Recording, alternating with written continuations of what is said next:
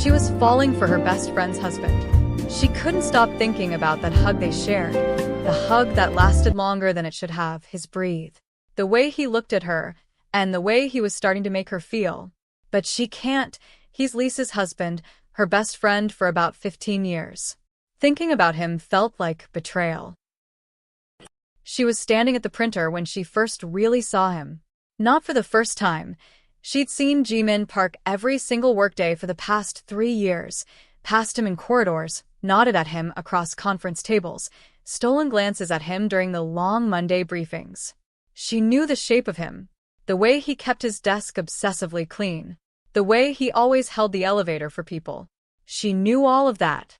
But that particular Tuesday morning, with the Harmattan-dry air of the Seoul winter biting at her knuckles and the office printer jamming on her for the 3rd time that week, she turned around and Jimin was right there, so close she nearly walked into his chest. He stepped back immediately. "Sorry," he said, in that quiet, unhurried way he had. "I didn't mean to crowd you." Muna pressed her hand to her chest out of pure reflex. "No, it's fine. I was in my own world." She exhaled a small laugh. "This printer is basically my nemesis." Jimin looked at the machine with the patient, evaluative expression of a man who had fixed many things in his life by simply refusing to be rushed by them. He stepped past her, pressed 2 buttons in a sequence she had not thought to try, and the printer stuttered and then began to hum smoothly to life. She stared at it. Then she looked at him. He shrugged with one shoulder. "Lisa used to hate when I fix things she couldn't that quickly. There's a paper sensor that sticks." A pause. "I'll show you the trick sometime." And there it was, Lisa's name, dropping into the moment the way her name always dropped into moments, softly, like a stone into still water. The name of the woman who had been Muna's best friend for 16 years and Jimin's wife for 15. The woman who had died 8 months ago in a hospital room on the 4th floor of Severance Hospital, with her hand wrapped in Jimin's and her eyes still trying to find humor in a situation that had no humor left in it. Muna smiled at Jimin, the kind of smile that is more maintenance than feeling, and she took her documents from the printer tray. "Thank you," she said. And she walked back to her desk and did not look at him again for the rest of the morning. But she thought about Lisa all day. Lisa Park had walked into Muna's life at a language exchange program on a rainy Thursday in Hongdae, and they were just meant to be friends, and they were from that day on for 15 years. Lisa was diagnosed 14 months ago, and for the next 6 months, she fought with the same determined elegance she brought to everything. She was the kind of person who made even suffering look organized. And then she stopped fighting. She died on a Tuesday morning, the same kind of cold soul Tuesday that Muna could never now separate from the fact of her absence, and she left behind a husband and a 15-year-old daughter and a best friend who had no idea what to do with the dimensions of the silence she'd left behind. Jimin had not been okay since. That was the plain truth of it, and Muna had watched it unfold every day at work with the helpless ache of someone watching a slow leak destroy a ceiling and having no idea where the pipes were. He came in on time, always, because Jimin Park was constitutionally incapable of being late. He sat at his desk. He completed his work. He talked when talked to. But the aliveness had gone out of him the way color goes out of a photograph left too long in the sun, and by the time 8 months had passed, Muna wasn't sure the man she'd watched laugh at Lisa's terrible puns at office parties was still in there anywhere. His friends had stopped calling by the 6th month. Not out of cruelty, they'd tried, Muna knew they'd tried, but grief at that depth becomes its own closed room, and eventually people stop knocking on a door that never opens. Suin was the one who worried Muna most. She had started to notice it 3 months after the funeral. The way the girl's voice on the phone had a particular quality to it, not quite sadness, because Suin was 15 and had inherited her mother's refusal to be categorized by simple emotions, but something more complicated. A weariness. A kind of low-grade resignation that had no business living in a 15-year-old's voice. She'd started bringing the girl home on Thursday evenings. Just dinner and homework at first, then dinner and homework and a movie, and then Suin was just arriving at Muna's apartment with a backpack and an expression that said she knew she was welcome and didn't quite know how to say thank you for that. Most nights she stayed. Most nights, Muna made her eat something proper. The girl was surviving on convenience store rice balls and whatever Jimin managed to leave in the refrigerator, which was not much, and tucked her in the spare room and lay awake herself thinking about Lisa, thinking about what Lisa would say about this, thinking about whether she was doing enough, and whether enough was even a category that existed in a situation like this. Muna waited until a Monday, catching Jimin at the coffee machine at the end of the day when the office had mostly emptied out, and there was no polite reason for either of them to move quickly. She poured herself a cup she didn't really want and stood beside him and said, without looking at him, "I need to talk to you about Suin." He turned his head slightly. "Is she all right?" "She's doing what she always does, which is holding everything together and not telling you how much it's costing her." Muna looked at him now, steadily, because this was not a conversation that deserved the side of her face. The silence between them was the weight of everything that had accumulated in 8 months. Muna set her coffee down. She hadn't planned this speech. She'd planned something gentler, something more carefully constructed, but standing here looking at him, the hollows under his eyes, the way his shoulders carried themselves like he was braced against something permanent, the gentle version of what she had to say dissolved. "Lisa is gone," she said. "I say that knowing you know it better than anyone in this room, or any room. I say it knowing that I miss her every day, and I'm not her husband, and I know that's not the same thing. But, Jimin, Suin is still here. She is 15 and she has already lost her mother, and she is standing in your house every day watching her father disappear, and she is terrified of losing you too. Not to death. To whatever this is." He didn't say anything. The muscle at his jaw moved. "You have to start coming back," Muna said. "Not all at once. Not tomorrow morning, full and whole and fine. But you have to start. For her. Because Lisa loved you both more than she loved anything in this world, and the thing Lisa would grieve most, if she could see right now, is not her own absence. It's what her absence is doing to Suin." He looked at the floor, then at the wall, then finally at her. "I don't know how," he said, and his voice was so quiet and so stripped of any performance that it landed somewhere behind Muna's sternum, like a key turning in a lock she hadn't known was locked. "You start small," she said. "You show up to her parent-teacher conference next Thursday. I have a letter on my phone. She gave it to me because she didn't think you'd see it. I'll forward it to you." He nodded, just barely. She was almost at the door when she heard him say, very low, "Thank you, Muna." She didn't turn around. But something in her chest, something that had been clenched and watchful for months, loosened just a fraction of a degree. He went to the parent-teacher conference. She knew because Suin called her that evening and she said, in a voice that was trying not to sound as relieved as it was, "He came, Uni. He actually came." "Of course he did," Muna said, though she'd been checking her phone all afternoon.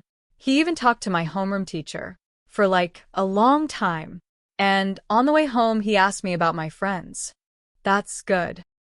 "He got the names wrong," Suin said, and there was something in her voice then that was the beginning of a laugh, tentative and precious. "He called Jaiwin Ji something, and he called Holland the tall one, and I had to spend the whole subway ride correcting him." Muna pressed her hand to her mouth and smiled until her eyes stung. The birthday party happened 6 weeks later. Nothing extravagant. Jimin was not a man built for extravagance, and Suin was not a girl who would have wanted it. But he ordered her favorite food from the Japanese place in Meipo, and he got a cake from the bakery on the corner that Lisa had always liked, and when Muna arrived that evening because Suin had texted her in full uppercase, which meant it was important, she found father and daughter sitting at the kitchen table playing a card game with a slightly awkward intensity of two people remembering how to be comfortable with each other. Jimin looked up when she walked in. He looked different. Not healed. That would be too neat a word, and the truth of grief is never neat. But he looked present. Like a man who had made some kind of decision about the door he was standing in front of. "You're late," Suin said to Muna, with tremendous dignity. "I brought the side dishes you asked me to bring, so you'll be nice to me," Muna said, setting the bags down on the counter. Jimin got up to help her unpack them, and for a moment they stood side by side at the kitchen counter, close enough that he could smell the cedar-clean scent of whatever soap she used, and he said, very quietly, beneath the noise of Suin reshuffling the cards. "I owe you more than I know how to say." Muna handed him a container of her jollof. "You don't owe me anything. She's my goddaughter." "Muna." She looked at him. His expression was the kind of open that she wasn't used to seeing on his face. Jimin Park was a private man, always had been. It was one of the things Lisa used to say about him with total affection, that he was like a house where all the interesting rooms were in the back. "Thank you," he said, "for being here. For all of it." "Don't thank me," she said. "Just keep showing up." He held her gaze for a moment that was nothing and also, somehow, a great deal of something, and then Suin called from the table that the food was getting cold, and the moment folded itself back into the ordinary fabric of the evening. He called her the following Friday and asked her to dinner. Not Suin, not a group, just her. "To say thank you properly," he said. "Somewhere nice. I've been meaning to for weeks." Muna hesitated for 2 seconds that she later could not explain, and then she said yes. The restaurant was in Cheongdam-dong, the kind of place with low lighting and high ceilings and a menu that required reading glasses even when you didn't need reading glasses, and Muna wore the midnight blue dress that she'd bought in a moment of blind confidence at a boutique in Itaewon and had never found quite the right occasion for. She was not thinking about Jimin Park when she put it on. She was thinking about the fact that she had not been to a nice dinner in 8 months, and she deserved one. He went to pick her up. He stepped out of the car when she came out the door, and for the 10 seconds it took her to walk to the car, he couldn't stop staring at her. The way her dress addressed her body was incredible. Then she got to him. They hugged, and she got into the car. She had been entirely unaware of the way his expression had shifted when he looked at her, but something had rearranged itself in his face in the way things rearrange themselves when a person sees something they weren't expecting. They were seated. They ordered. The food arrived, and for a little while they talked the way two people talk when they are on solid professional ground together. The quarterly audit coming up, the rumor that one of the junior accountants had accidentally sent an internal budget report to a client, the fact that the air conditioning in the B wing had been broken since September and nobody had come to fix it. And then, without deciding to, they slid off the solid ground and into somewhere more real. "When did you first come to Seoul?" he asked. 12 years ago, she said. "I was 26, and I had a 5-year plan that I fully abandoned after 6 months." Because of Lisa? The name came naturally, gently, and they had already wordlessly agreed, in the way of two people who shared the same grief, that they were not going to perform around her name tonight. "Because of Seoul," Muna said. "This city has a way of, it either rejects you completely, or it keeps you. And it kept me." She tilted her head. Lisa helped. But Seoul did the heavy lifting. He smiled at that. A real one, the kind that reached the corners of his eyes, and Muna had not realized how much she'd missed seeing that smile until it appeared. "What made you go into accounting?" she asked. "My father," he said. "He was terrible with money. The spectacular kind of terrible that teaches you things by negative example. By the time I was 16, I was managing the household budget because no one else was going to." He said it without bitterness, just the matter-of-fact tone of a man who had long since made peace with his origin story. "And then I found I was actually good at it. Numbers make sense to me in a way that a lot of things don't." She laughed at that properly, and he looked surprised, not by the laugh itself, but by the fact that he'd been the one to make someone smile or laugh. He hadn't done that in a while. They talked about Lagos briefly. She described it to him, and he listened the way he always listened, with his whole attention, none of that polite half-presence that most people brought to descriptions of places they'd never been. He asked questions that were specific and genuine, what the traffic was actually like, what people ate for breakfast, whether she missed the heat. "Every winter," she said, "without exception. But you stay." "But I stay," she replied. He ordered the wine thoughtfully, and she noticed he'd asked about her preferences before ordering, and she noticed he refilled her glass without making a production of it, and she noticed a lot of things she was actively trying not to catalog and was cataloging anyway because she was built, fundamentally, as a cataloger. They ate and they talked, and at some point the air between them went from the polished ease of two professionals being warm to something with a little more weight to it, something with a little less polish. They were laughing about the fact that their mutual colleague Mr. O had apparently been claiming credit for Muna's audit work for over a year. Jimin had known, had witnessed it twice, and now she was watching him reconstruct the evidence with the gleeful precision of someone who had been sitting on information and, finally, had the right audience for it. "You could have told me," she said, laughing. "I was going to," he said. "I was waiting for the right moment." And when was the right moment? Apparently dinner in Cheongdam-dong. She looked at him across the table, at the candlelight doing something interesting to the angles of his face, at the fact that he was watching her with an attention that was not especially casual, and she thought, with the flat clarity of something she immediately decided to ignore, this is not just a thank you dinner. And then she ordered the milfai, and the conversation went on. He drove her home, and he walked her to her door in the cold. They stood for a moment outside it, the winter air sharp and clean, the street quiet in that particular way of expensive neighborhoods at night, and he said, "Thank you for coming. I realized tonight that we've not actually talked in a long while, you and I. Not properly. We talk every day at work," she said. "That's not talking," he said. "That's two people in the same corridor." She looked up at him. He was, she thought, right.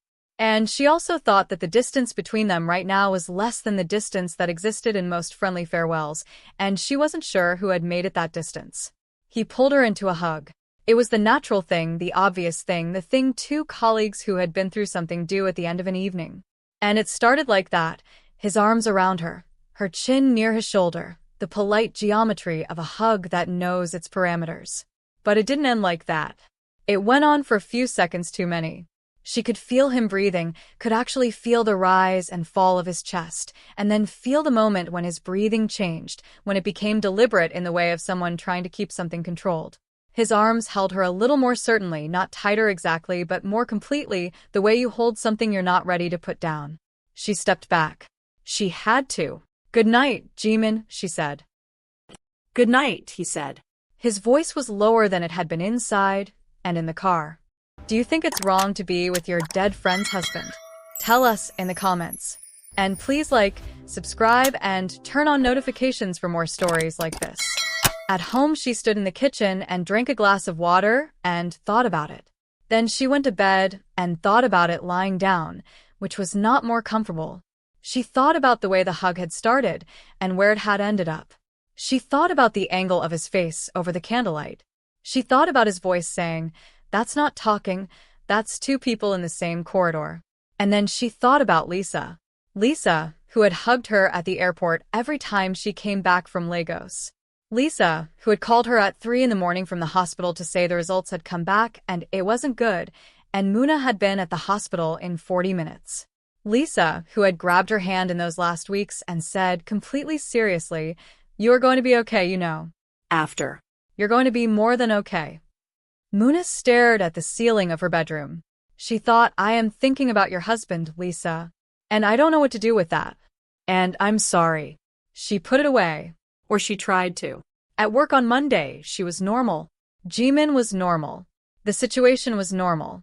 Nothing had happened. A hug is not a declaration. A hug is not a betrayal. It meant exactly as much as she decided it meant, and she decided it meant nothing, and she went back to her spreadsheets with the deliberate focus of a woman who has a promotional review in 6 weeks and priorities. For 2 months this worked. She thought about the hug sometimes. In the break room. In the elevator.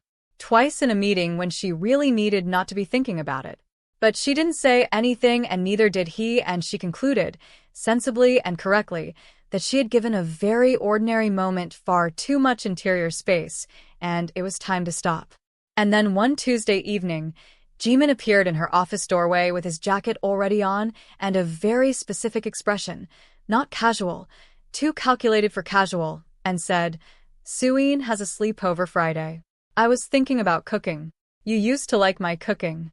She looked up from her monitor. "When did you cook for me?" 3 times. Lisa's birthday in 2021. The New Year's Eve before that. And once I can't remember.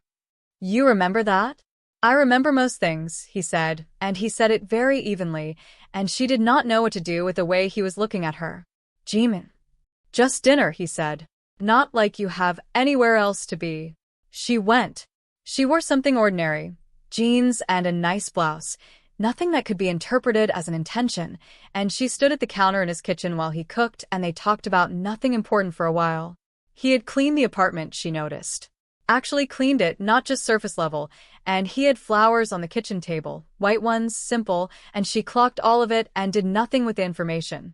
He made galbi jim, and it was extraordinary, and they ate, and she told him so, and he looked pleased in the particular private way he had of being pleased, never showy about it.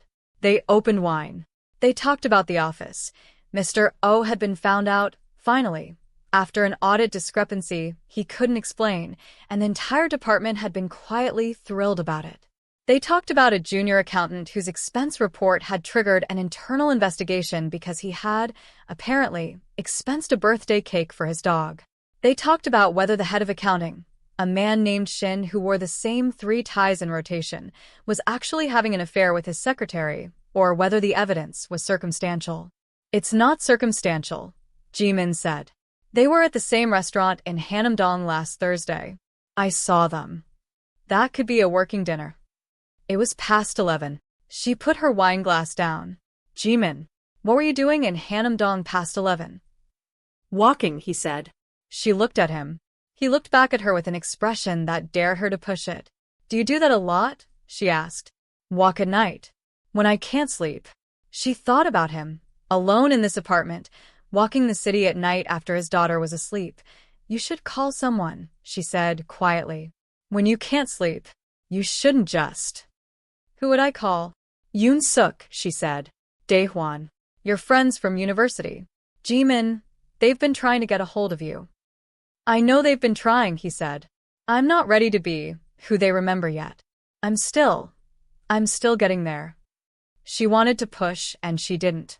They returned to the wine. He asked about her love life with the directness of someone who had decided to ask it before he lost his nerve.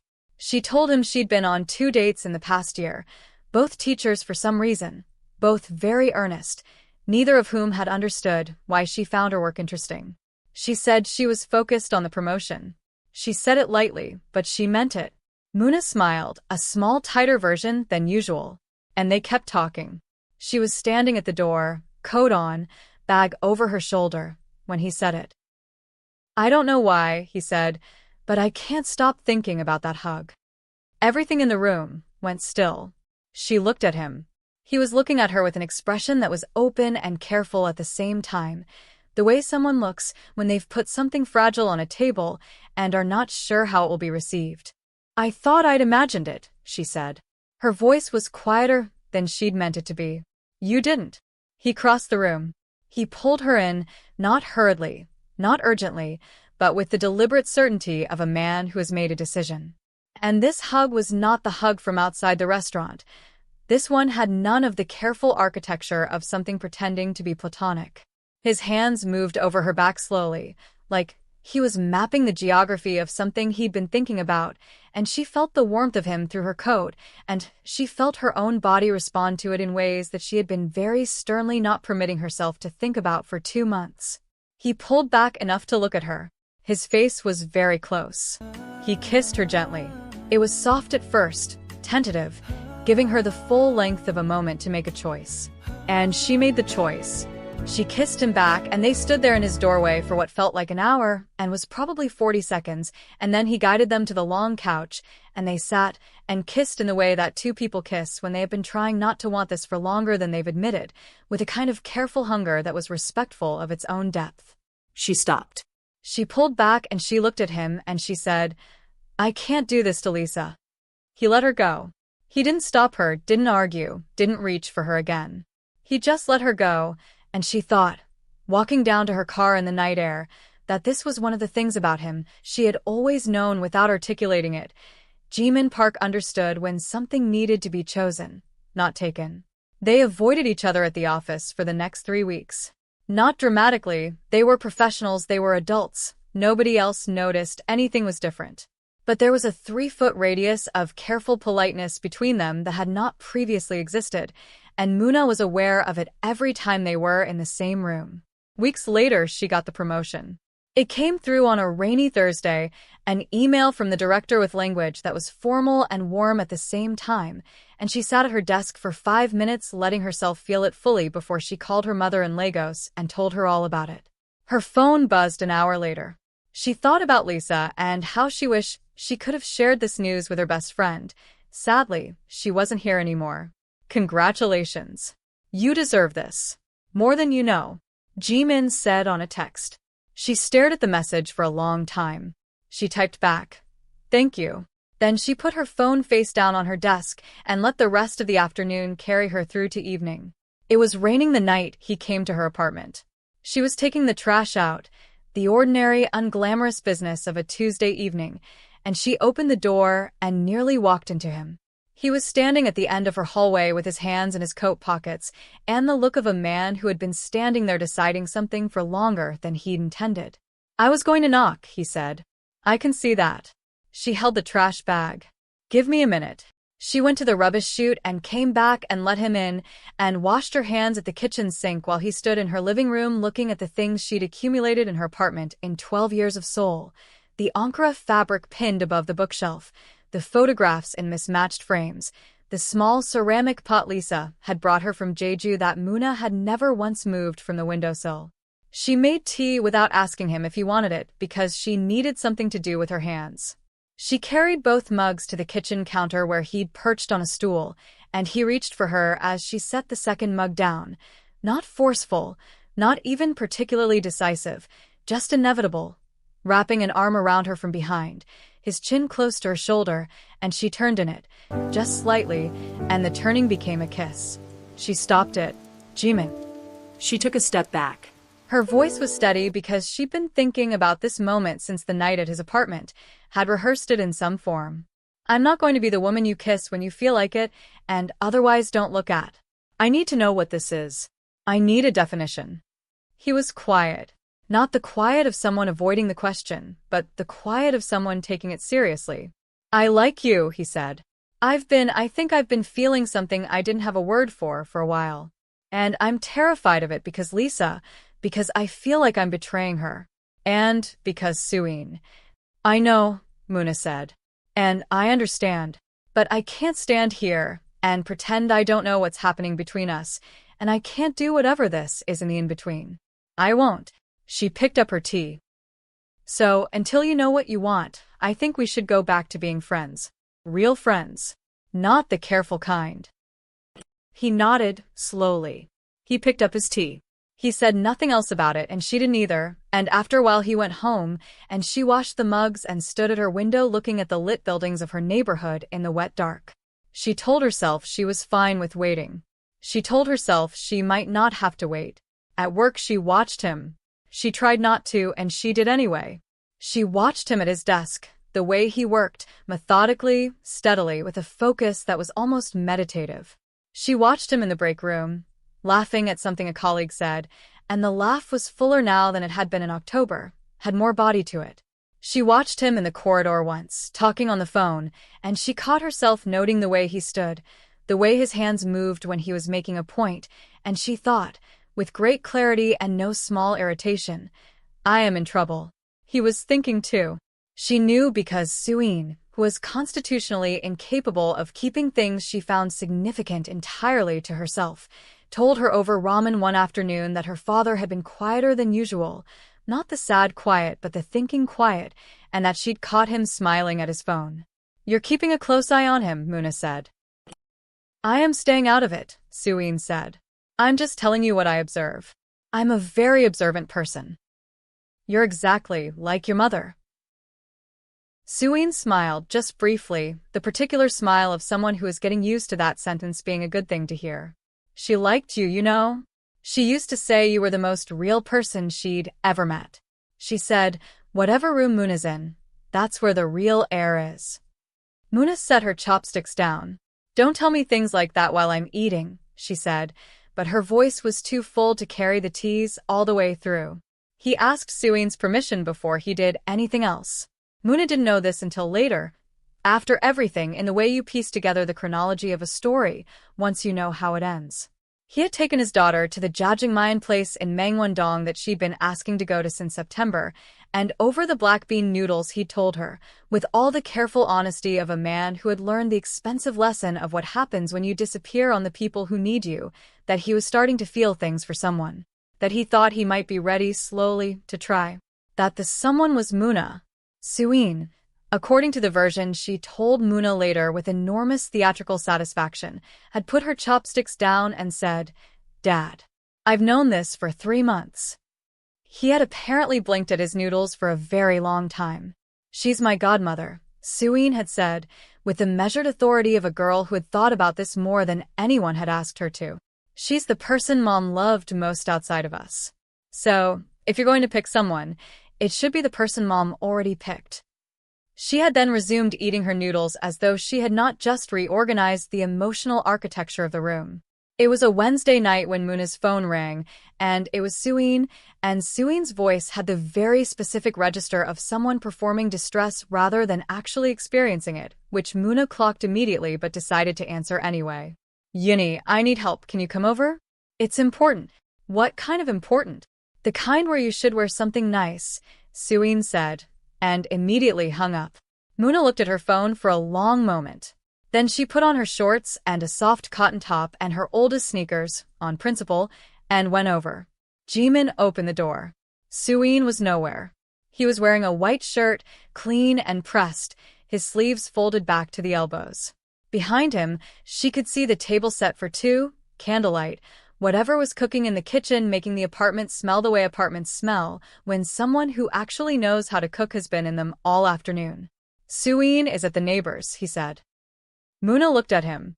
"She was very committed to the deception," he said. "I want it noted that I asked her to be subtle." Muna looked down at her shorts and sneakers. She looked back up at him. "I'm underdressed," she said.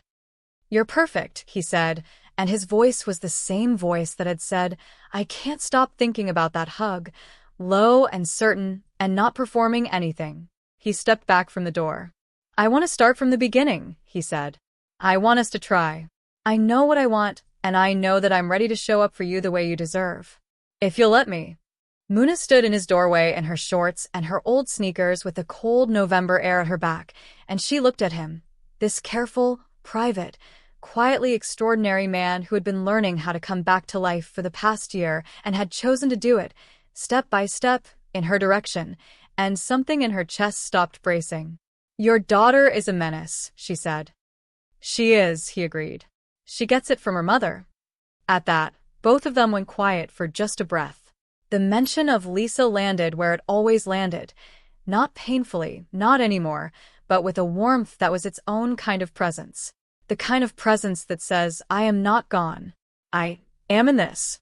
I am the reason you found each other, and I am not sorry about it." Muna stepped inside. The apartment was warm. Whatever he was cooking smelled like something she'd love.